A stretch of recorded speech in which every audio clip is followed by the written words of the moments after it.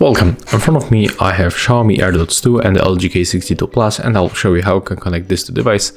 At the first you have to activate Bluetooth on your smartphone. Next you have to open your case with the Redmi AirDots, and as you can see the indicators are on the red color, so we have to take them off from the charging case, and indicators start blinking on the white color, as you can see. So right now they are in the pairing mode and they will appear on the list, but we have to click to refresh. There it is, so tap on them, click to pair, and as you can see after a few moments we are connected.